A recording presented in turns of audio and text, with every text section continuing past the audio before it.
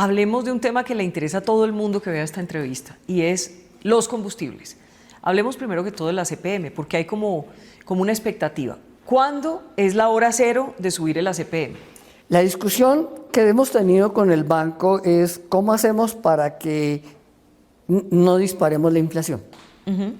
Porque el problema que tuvo Colombia y tiene es de que en Colombia en el 2020 se congeló el precio de los combustibles y entonces cuando subió la inflación no tuvo en cuenta el factor combustibles. La inflación subió hasta el 14%. Si hubiera tenido en cuenta combustibles, había subido el 17 o el 18 y hoy estaríamos hablando de cómo se baja desde entonces, pero no estaríamos preocupados por tener que ajustar precios de combustibles. Sí. Hoy, desafortunadamente, por ese congelamiento que rompió con una tradición de 30 años de ajustar mensualmente y de quitarle todo impacto inflacionario, hoy nos toca efectivamente proceder hacia ajuste de combustibles.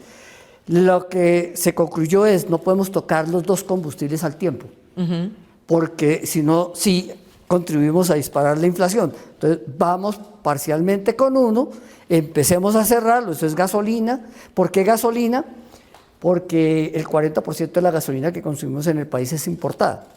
Y entonces es donde se siente mucho más ese impacto de la diferencia entre el precio internacional y el precio nacional. Y ahí es donde está el mayor hueco del Fondo de Estabilización de Precios de los Combustibles.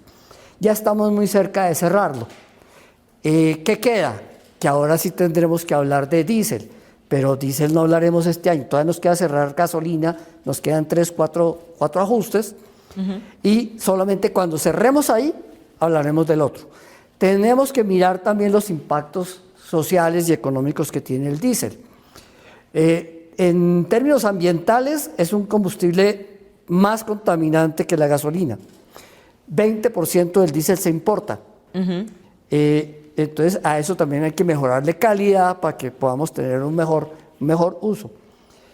Y de eso que se importa es lo que estamos pagando a precio internacional, que está alrededor de los 16.000 pesos, también como la gasolina.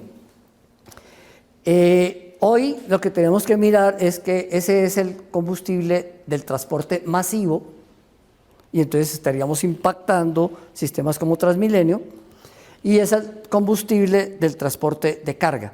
Entonces ahí es donde tenemos que también mirar qué hacemos con eso. ¿A dónde quieren llevar la gasolina? Digamos que ya estamos alrededor de ¿cuánto? Estamos alrededor de los 14.000. 14.000. ¿La quieren llevar a dónde? Lo ¿Qué que dice falta, usted? Ahí cerramos. Lo que falta por ajustar es Sí. 2.000 más, hasta 16.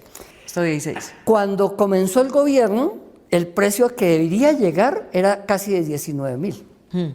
Como ha venido bajando el precio del petróleo, ha venido bajando la tasa de cambio, se ha ajustado el precio de la gasolina internacionalmente, eso ha ayudado a cerrar la brecha.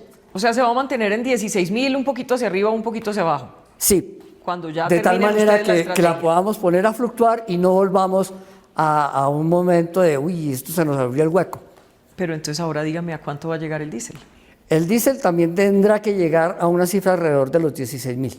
Y eso va a ser Pero tenaz. sí, pero hay que hacerlo lo mismo que hicimos con gasolina.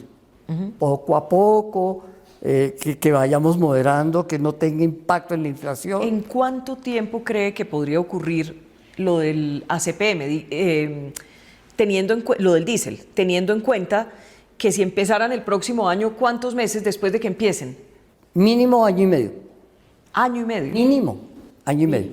Y eso cerraría el hueco del Fondo de Estabilización de Precios de los Combustibles en el 2025. Allí quedaríamos bien ya sin... Ahí quedaríamos en términos de que se cerraría, se nivelaría con precio internacional y tendría que empezar a actuar la otra política que está planteando el gobierno, que es empecemos a promover la sustitución del parque automotor hacia otro tipo de combustibles.